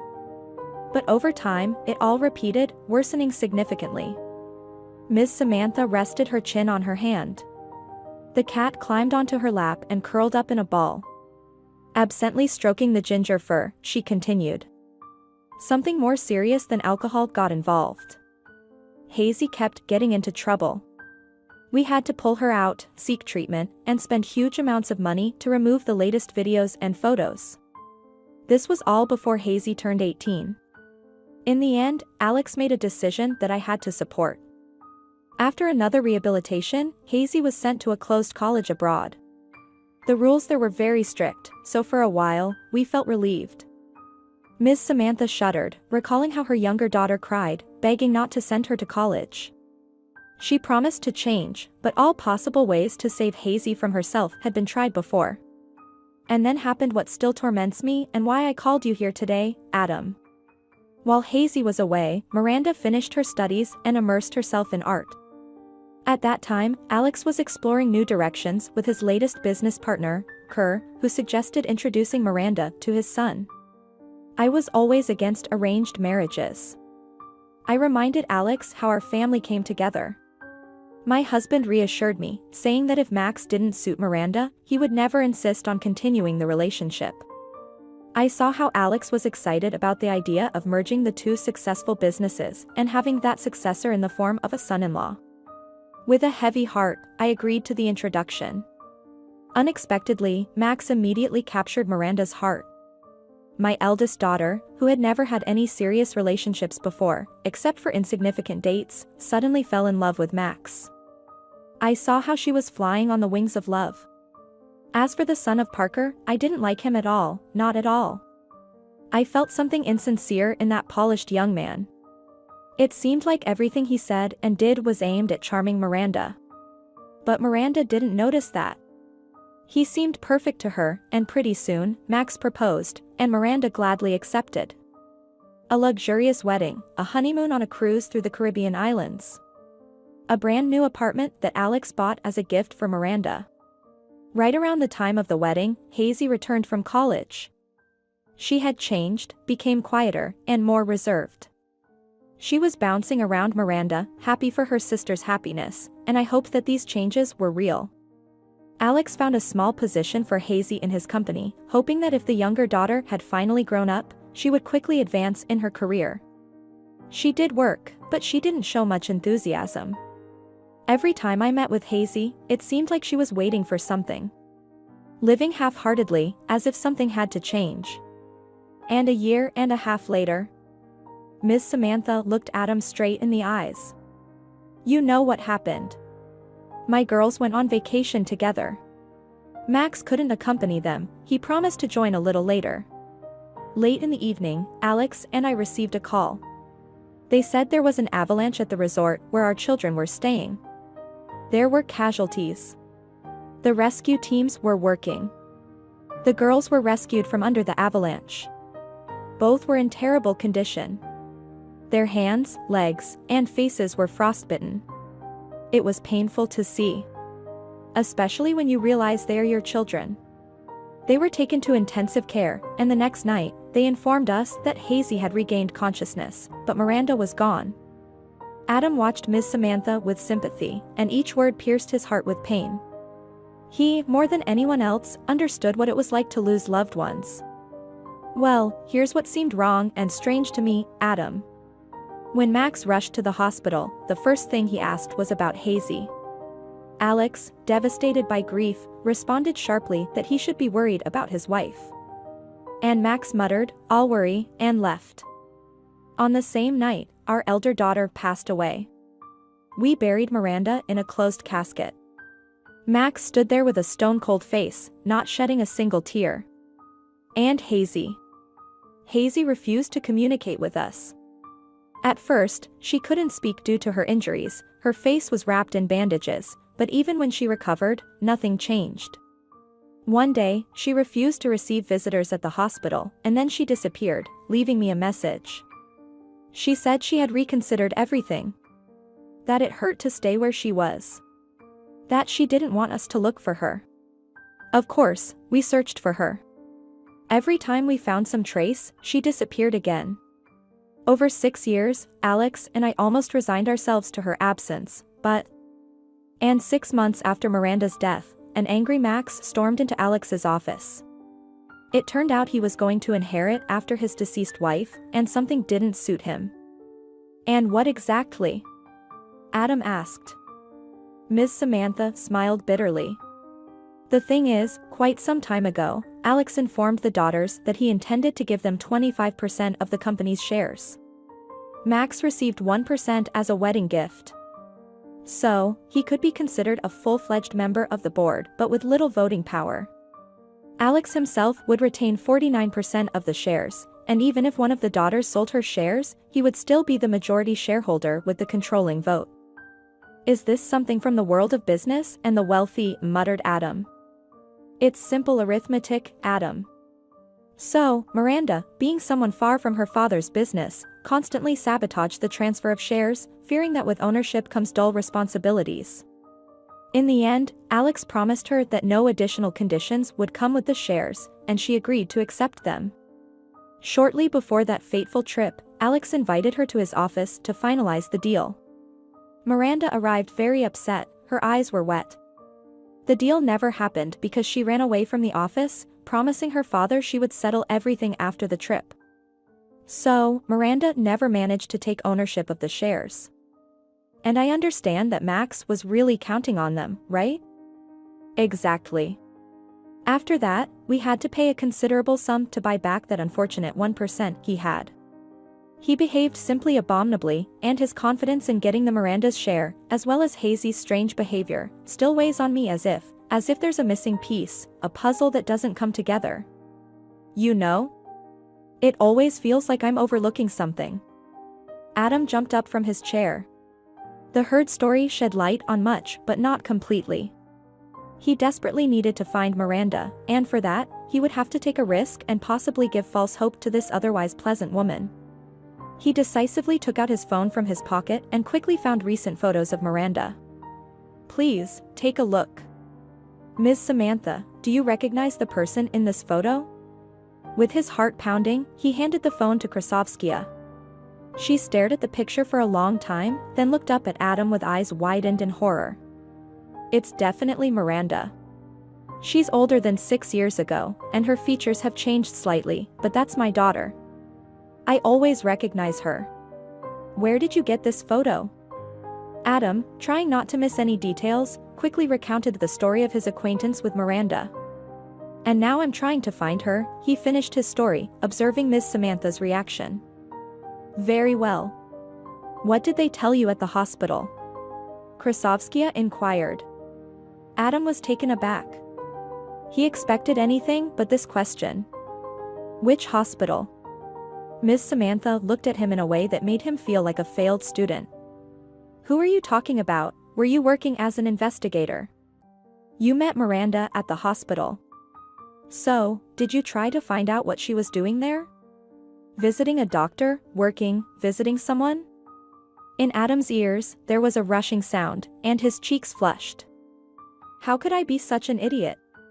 He thought. That should have been the first thing to do. In general, you didn't talk to the hospital staff, I understand that. Ms. Samantha nodded and grabbed her phone. We need to go there urgently. I'm coming with you. Let's not tell Alex anything for now, he has a weak heart. An SUV pulled up to the Foundation's building. Ms. Samantha skillfully jumped onto the high step without waiting for the driver's help. Adam got into the car after her. They reached his city in 3.5 hours.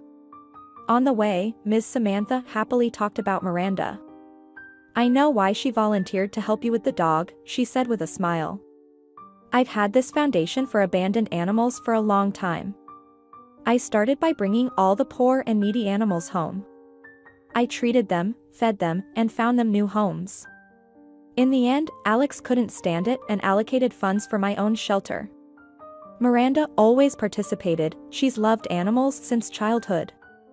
I noticed that, Adam replied.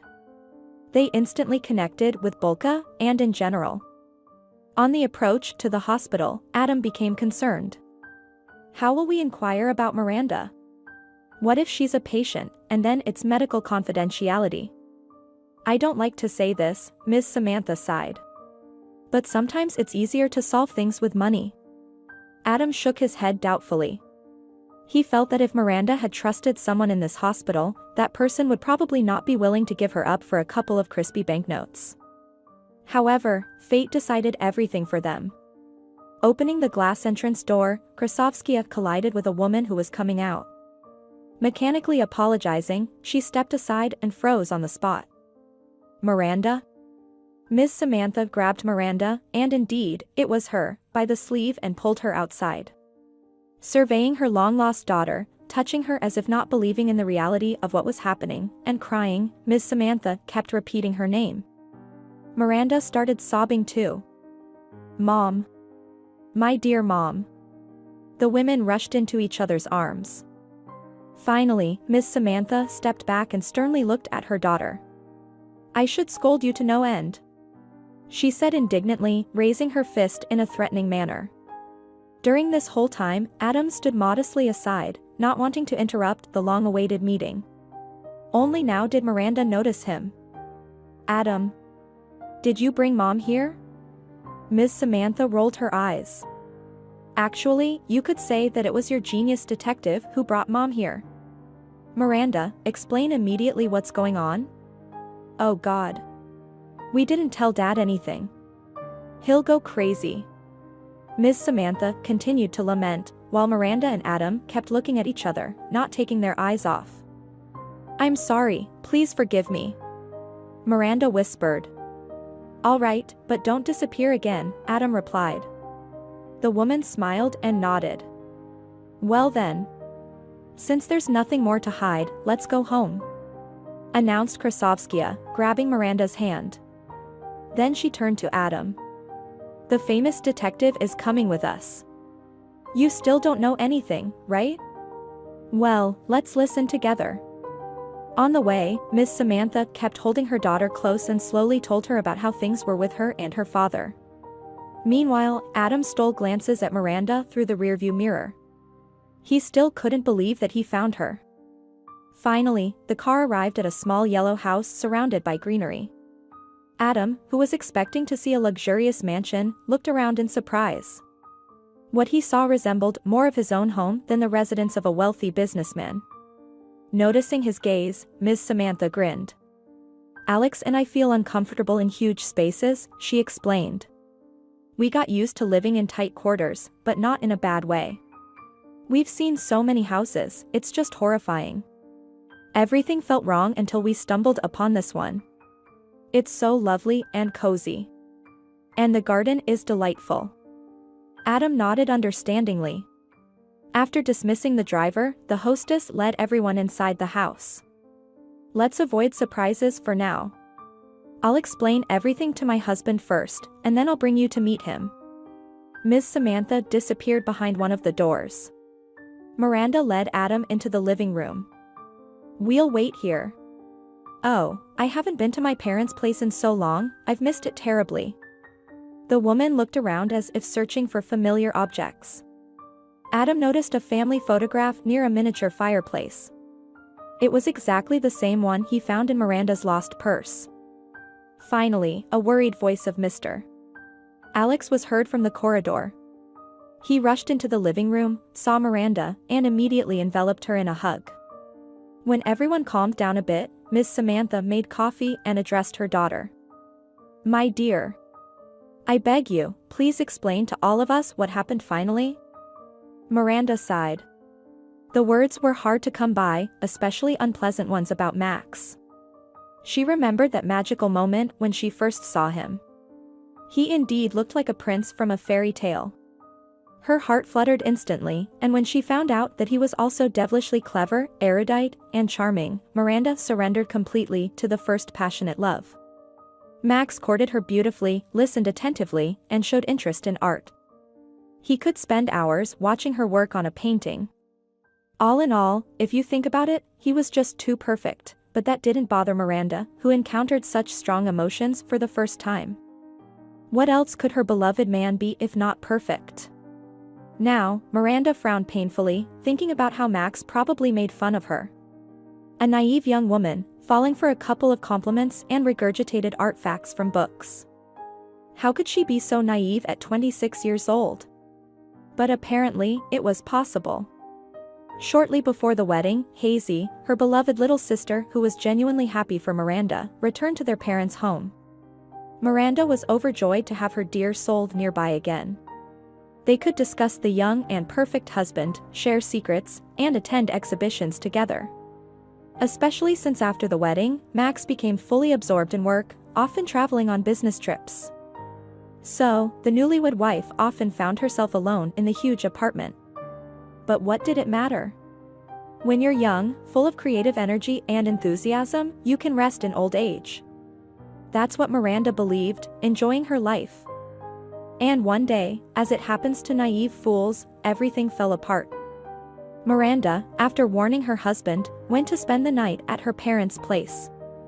The next morning, they planned to sign papers for the transfer of shares, and in another day, she and her sister were going on vacation. From that point on, everything unfolded like a bad joke. Deciding to take a walk, halfway to her parents' house, Miranda got caught in a shower of splashes from a passing bus.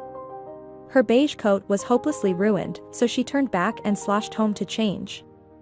As she opened the door, Miranda froze. Sounds of kissing came from the bedroom. She tiptoed to the door and peeked in. Max was passionately hugging some unknown woman, and their intentions seemed quite obvious. "Maybe I should have caused a scene," Miranda said sadly. "Kicked him out of the house to the dogs. Then nothing would have happened." She lowered her eyes, immersing herself once again in her memories. Instead of throwing a fit, scratching the scoundrel's face, or smashing all the plates in the house, Miranda was taken aback. She had never encountered betrayal before, and the sight left her breathless. She quietly left the apartment and walked slowly down the street. She didn't want to go to her parents, so she called her sister. Hazy, at that time, already lived separately in an apartment prudently bought in her father's name. After all, their parents still didn't fully trust the younger daughter's prudence. "Is something wrong with you?" Hazy asked with concern upon hearing her sister's voice. "Nothing," Miranda lied for some reason. "I just feel a bit sad. Maybe we could have an evening together? I was supposed to spend the night at our parents', but for some reason, I don't want to, and I've already told my husband that I won't come." "Oh, darn," the younger sister got disappointed. "I have a colleague's birthday party today. Do you want me to skip it?" "No, it's not necessary." Miranda already regretted her impromptu decision. "I'll go to my friends." After browsing through her contacts, Miranda suddenly realized that over the past year and a half, she had lost touch with almost all of her friends. Max subtly filtered out those he didn't like, and he had claims to absolutely everyone. It turns out that she mostly interacted with her sister, who she didn't want to pull away from the celebration just to dry the tears of the confused Miranda. Sighing, the young woman decided to book a hotel room. After somehow cleaning the splashes of mud off her coat under a leaking tap, Miranda lay down to sleep. She tried not to think about what would happen tomorrow, next week, or in a year. The life that had seemed like a vibrant fireworks display until today suddenly lost all its colors at once. The next morning, Miranda dragged her feet to her father's office, but she couldn't find the strength to focus on the paperwork. Later. Everything later, she said to herself. She promised her father to settle all matters after the vacation and quickly left the office. She returned to the apartment, which just yesterday seemed like a cozy family nest. Max, of course, was not there, nor were there any signs of what had happened last night. Miranda quickly packed her things for the vacation and prepared herself for a serious talk with her husband. But Max didn't show up to spend the night. He sent a short message filled with lots of heart emojis, the essence of which boiled down to a mundane excuse of being swamped at work. Miranda read her husband's message and threw her phone away. As deeply in love as she had been with this man, she now hated him just as fiercely. Perhaps, if she had been more experienced in relationships, her reaction would have been different, but things turned out the way they did. Hazy picked up her sister, and they headed to the airport. Seeing the gloomy expression on Miranda's face, Hazy started asking questions. "Listen, I'm not ready to discuss this right now," Miranda rebuffed quite abruptly, surprising Hazy. She wasn't used to getting resistance from the soft and compliant Miranda. "Well, I hope you're not planning to spend the entire vacation in a Pierrot costume," Hazy grumbled, plugged her ears with headphones, and turned away to look out the window. After a long, tiring journey, the girls stumbled into the small cottage they had rented at the resort and fell asleep as soon as they reached the bed. Waking up still in the same melancholic mood, Miranda weakly approached the window and pulled back the curtains. The view that met her eyes momentarily made her forget all her troubles. Pastel blue mountains soared into the sky, their peaks immersed in rosy morning clouds. Light, fluffy snow slowly settled on weightless drifts, resembling snow in a Christmas snow globe. Somewhere nearby, the sound of a lively mountain river could be heard, and along the mountainside, a cable car moved like a black thread. Realizing suddenly that there was still something beautiful and eternal left in life, Miranda left her room, intending to wake up her sister. However, Hazy wasn't sleeping anymore. Through the slightly open door, Miranda could hear Hazy's dissatisfied voice. "She's sleeping like a log." Yeah. "I don't know what happened to her and Mac's shares." "I have no idea, but she was supposed to receive them." "So you're her husband, you could have asked." Her tone changed slightly and became somewhat playful. "Ah, when are you coming back?" "I can't handle being alone with her for too long, it's incredibly boring." "What?" "Yes, I'll ask about the shares." "Well, why are you nagging?" "Everything's fine. Love you, kiss you. Gotta go. I'll wake up this grump." Miranda stood in the corridor, thunderstruck.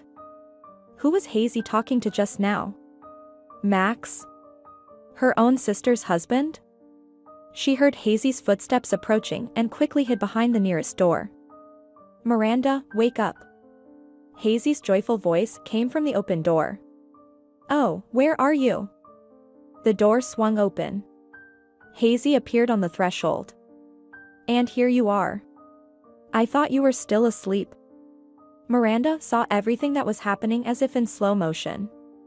She could see that her sister's eyes remained cold despite the wide smile. Her pupils were predatorily searching Miranda's face. Hazy tried to see if she had heard anything of the conversation. The girl gathered the rest of her strength and smiled sleepily back. "Yes, I was looking for the bathroom." "I haven't woken up yet." Miranda looked around. "Where do I wash up?" She could see from Hazy's face that she was relaxed. A bracelet sparkled on the younger sister's arm. Miranda could barely keep from screaming. She'd seen that bling on the same woman her husband had kissed a couple days ago. Why? Why? A thought was racing through Hazy's mind. Why did they do this to me? After all, it was possible to divorce and explain everything? Why so mean? Trying not to reveal herself, Miranda drank coffee, answering her sister's questions, and at the same time she was frantically thinking. It seemed to her that everything was happening for a reason. And indeed, after about 5 minutes of casual conversation, Hazy, as if casually asked, "Listen, yesterday you were going to sign some documents, I think?" Miranda shrugged her shoulders. "Well, yes." Hazy looked questioningly at her sister. "Did you sign?" "Oh, I did something my dad said. You know I'm a long way from all that. Stocks, deals, business." "Oh. Well, I'm officially one of the owners of the company now, but I'm not obliged to do anything." Thinking back to that day, Miranda shivered. Now, when she was surrounded by close people, in the warmth of her parents' house, everything that had happened seemed like a dream. "Daddy." The woman turned to her father, interrupting her story. "Why were you going to give the shares to me and not do the same to Hazy?" "Simultaneously, I mean?" Mr. Alex seemed surprised. "Miranda. You know what problems we had with Hazy. I was not sure that she was ready. From you I did not expect any tricks. Yes, and in the business you did not delve into, and Hazy she could well want the old body life and start, for example, blackmail me and my mother that she is a full co-owner." "I see." Miranda was quiet for a moment. You can't imagine the look on my sister's face when she thought I'd gotten my share and she hadn't. So much hatred slid into Hazy's eyes, despite the friendly smile, that I shuddered involuntarily, as if from a blow. Hazy, noticing her sister's hesitation, tried to change the subject. "Oh, never mind that. Let's go explore the surroundings. We can take the cable car up the mountain. It's so beautiful here." Miranda forced a smile and nodded, trying to hide her inner turmoil. The sisters spent the day sightseeing, but Miranda's mind was still preoccupied with the betrayal she had discovered. She couldn't shake off the feeling of being deceived and used. As the day turned into evening, they returned to their cottage. Miranda decided to confront Hazy about the bracelet she had seen earlier. Taking a deep breath, she started the conversation carefully, not wanting to give away too much. "Hazy, that bracelet you're wearing. It looks familiar. Where did you get it?" Hazy glanced at her wrist and replied casually. "Oh, this old thing? I bought it at a local market. It caught my eye, so I couldn't resist." Miranda's heart sank. She knew that was a lie. She had seen the same bracelet on the woman with whom Max was kissing just a few days ago. Anger and sadness welled up inside her, but she kept her composure. "I see. It's just that, it looked exactly like the one I saw on someone else," Miranda said, trying to keep her voice steady. Hazy looked momentarily surprised, but quickly regained her nonchalant demeanor. "Really? Well, it's just a coincidence then. There are probably many similar bracelets out there." Miranda didn't push further, sensing that Hazy was trying to avoid the topic. She didn't want to ruin their vacation with a confrontation. But the knowledge of her sister's betrayal gnawed at her. The following days passed in a mix of beautiful sights and internal turmoil for Miranda. She tried her best to enjoy the vacation, but the pain of Max's betrayal and Hazy's deception lingered. She felt isolated, as if she couldn't trust anyone close to her.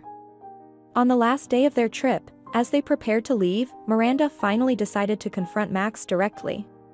She called him and demanded an explanation for his actions. He sounded surprised but tried to downplay the situation. "Miranda, it's not what you think. I made a mistake, and I'm so sorry. Let's talk about this when you come back home." But Miranda wasn't willing to wait. She needed closure. "No, Max. I deserve the truth now. I saw you with her, and I saw the bracelet. Don't lie to me anymore." There was a pause on the other end of the line, and then Max sighed. "Okay, you're right. I got involved with someone else, and I'm not proud of it. I thought I could handle it, but I was wrong. I never meant to hurt you." Miranda felt a mix of anger and sadness wash over her. "Max, we were married. You could have talked to me if you were unhappy. Why did you have to betray me like this?" "I don't have a good answer to that," Max admitted. "I messed up, and I'm sorry. I hope you can find it in your heart to forgive me." Miranda was silent for a moment, considering her next words carefully. "I don't know if I can forgive you right now. But I need some space and time to think. We'll talk when I get back." And with that, Miranda ended the call. As she boarded the plane to return home, she felt a mix of relief and sadness. The pain of betrayal was still there, but she knew she had to find a way to heal and move on, whether that meant forgiving Max or not. The road ahead would be challenging, but she was determined to find her strength and happiness again. "Well, what's up?" she offered with a forced cheerfulness. "Let's go skiing." "Yes, sure. Just need to change clothes." At that moment, Hazy took out her phone and sent a short message. "Forgot something for work," she explained. The sisters then went together to prepare for their ski trip. Just before leaving, Hazy suddenly took off an expensive bracelet from her wrist and placed it on the nightstand. "Just in case I lose it," she explained and squinted her eyes. "A gift from my beloved." Miranda forced a smile and quickly left the cabin. She wanted to take a deep breath of the freezing air, trying to momentarily forget about her sister's and husband's betrayal. The girls headed towards a nearby cable car and ascended to the middle of one of the slopes. Half an hour ago, the clear sky suddenly turned into a gray haze. Miranda looked down the slope. The trail was already starting to get covered in fog. Skiing in such conditions was possible but quite dangerous, especially considering that the trail was marked as a red, meaning of medium difficulty. There were very few people on the slopes that morning. They had moved away from the cable car for a considerable distance and began to fix their skis. Either it was the hazel gloominess or the menacing mountain walls stretching to the horizon, or perhaps Hazy's carefree expression, but it suddenly triggered a surge of emotions in Miranda. Hazy. What the hell is going on? Miranda leaned over her younger sister, who was still crouching and fussing with the skis. What's the matter? Hazy unexpectedly replied with bitterness, getting up and brushing off her knees. Yes, the matter is that I saw you with Max. Well, I didn't think it was you until I noticed the bracelet. Why are you doing this to me? Miranda tried to catch her sister's evasive and sharp gaze. Why?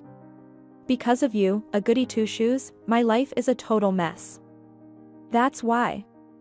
I could have lived like a normal person, just like all rich kids. Party, ride the wave, enjoy life. What are money good for if you live a gray and miserable existence like everyone else? Huh?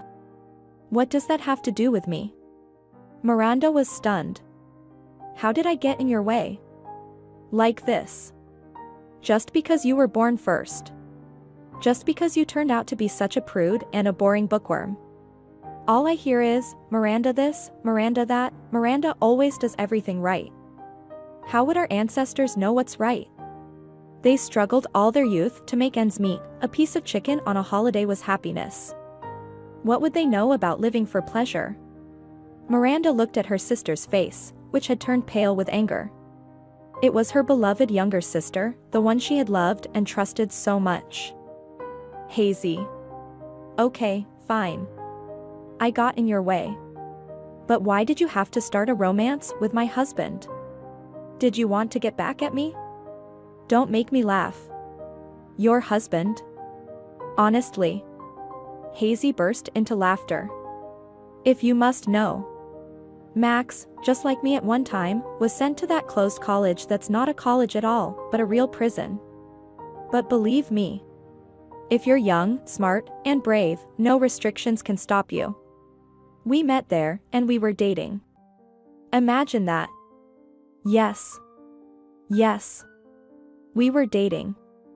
So, I never took him away from you. Consider that I just lent you my cool guy for a while. He would have never looked at you in life, believe me. You're just nobody. Tasteless, boring, bland. No one would want to be with you. Never. Well, thanks for the loan. Miranda was also overcome with anger, she almost shouted. Take your cool guy and get lost. Here you go. This trash will suit you better. Miranda yanked off her glove with her teeth, took off her wedding ring, and threw it in her sister's face. Unexpectedly agile, Hazy caught the ring, slowly took off her glove, and put the ring on her finger. Then, just as slowly, she approached Miranda and grabbed her by the straps of her ski suit. Now it's really time to take what's mine. She hissed into Miranda's face. Now, dear, everything will be mine. Miranda was frightened. There was madness in her sister's eyes. She remembered the conversation she overheard with Max about the shares. Suddenly, she felt very cold when she realized that her sister considered her to be the owner of the shares. It seems they had planned all this with Max a long time ago. What was that message my sister sent before we left? Was it about the job being done? That Miranda got her share of the stocks. Miranda raised her eyebrows in surprise and said, "Oh, how will you explain to Dad that Max has a new lover now?" You. Hazy burst into laughter. I don't care what he thinks. I don't even plan to explain anything. Look.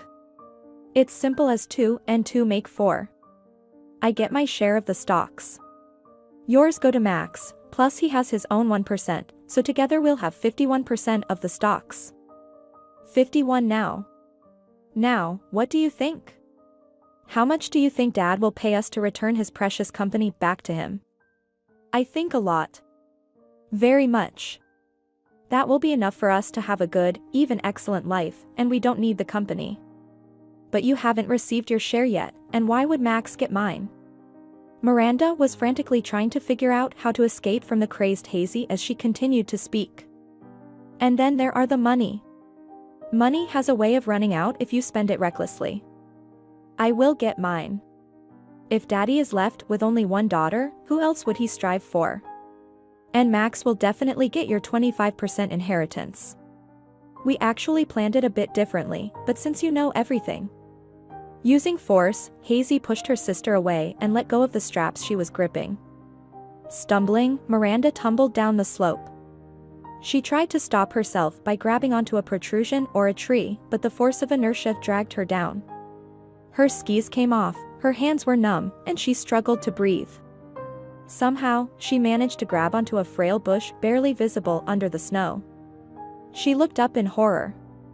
Hazy seemed determined not to stop there. She was already carefully descending on her skis towards her exhausted sister. Miranda felt that she just didn't have the strength to escape. Breathing became more difficult. It seemed like she had a broken rib. Hazy was moving fast, full of energy. There was no help in sight.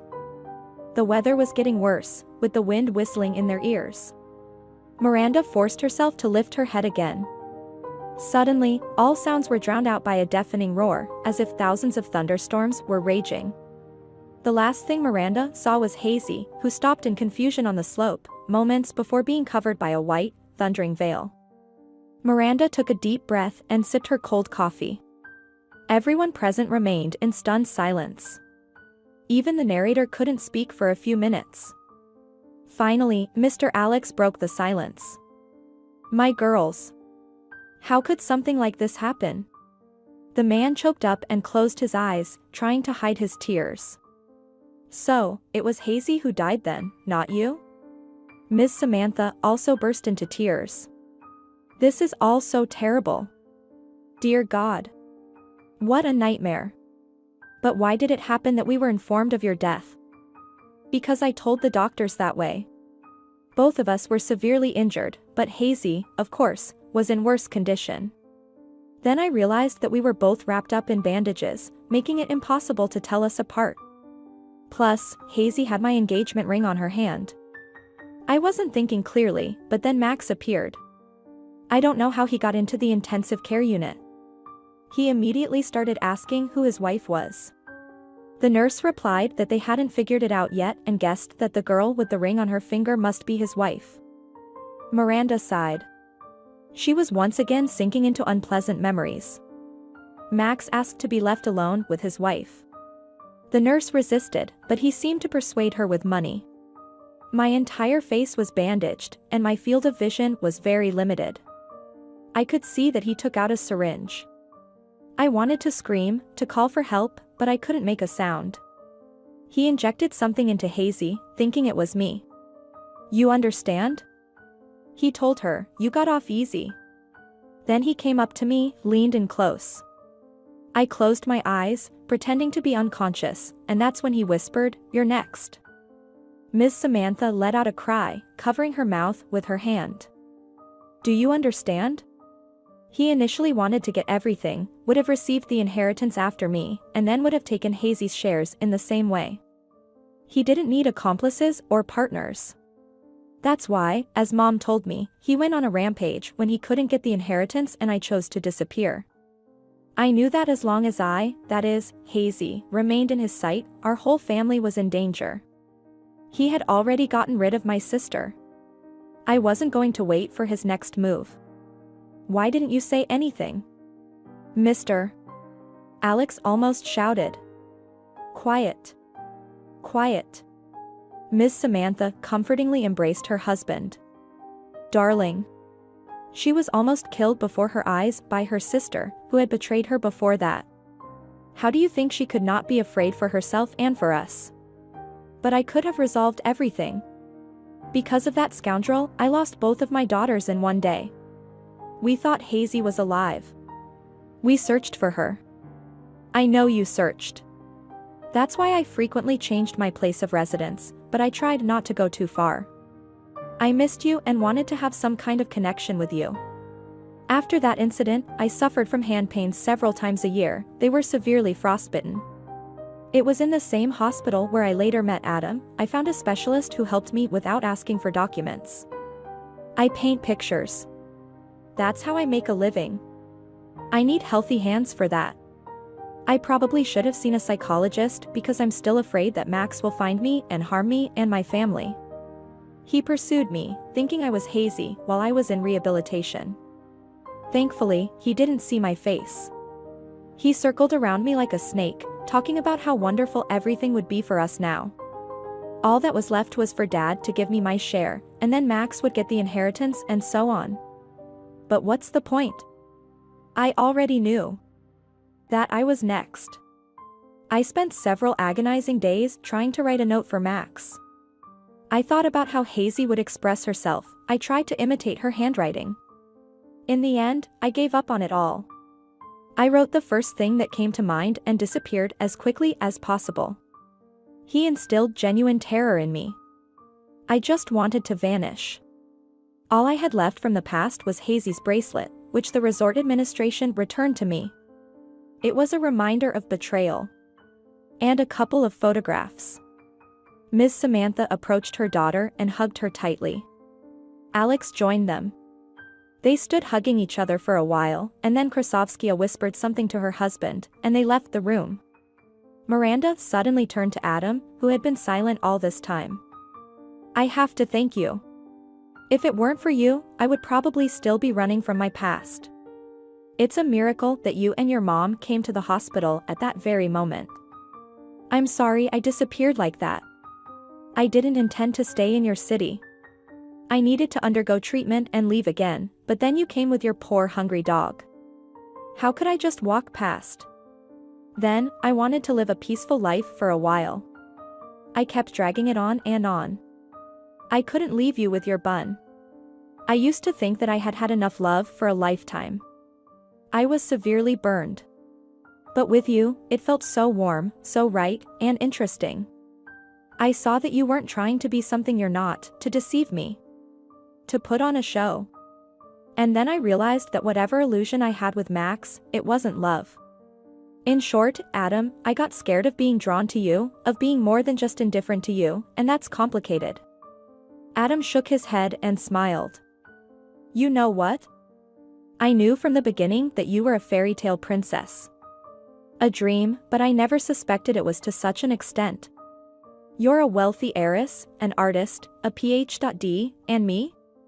Who am I anyway? A former investigator, unemployed, owner of a small plot of land, master of a stray dog, Adam smiled bitterly. But, in any case, I'm glad that you reunited with your family. Miranda raised an eyebrow and stood up. What was that just now? Are you rejecting me? I confessed my feelings to you, and you're pushing me away? Is that what's happening? Adam also stood up. Don't make things up. What do you mean pushing you away? You ran away from me after our first kiss, and now I understand why. You're probably used to being kissed by gilded lips. So, you disappeared because we're not a couple, from different circles, and I'm clearly not suitable for you. Seriously? I don't understand. Are you trying to undervalue yourself, Adam? Miranda slapped him on the shoulder, but he caught her hand and brought it to his lips. Ms. Samantha entered the room again. I assume the famous detective didn't learn anything from my story about our past with Alex? About my parents' prejudices and equal marriages. Yes, I understand everything now. Adam stammered, looking embarrassed. Ms. Samantha measured her daughter with a glance, then Adam, and commanded. All right. Let's go have dinner, and then you can decide which social circles you both belong to, who deserves whom, who owns how many plots, and so on. Ms. Samantha wiped away a tear as she stood by the family photo near the fireplace. She gently traced her finger over Hazy's smiling face in the picture. Hazy was so lively, complex, and vibrant, a dear daughter. How she wished she could have guided her onto the right path. It seemed like loving a child should be enough. When did this girl get lost? When did she become embittered towards the world? And when did she decide her life was more important than others? Ms. Samantha had already mourned one daughter, but she came back to her. Now it was time to mourn the second wayward one, equally loved, who would never return, but for now. For now, they would celebrate life, a life with loved ones and close friends, the warmth of a home hearth, beloved pets, delicious food, big and small joys, and a life in which each person chooses their own path.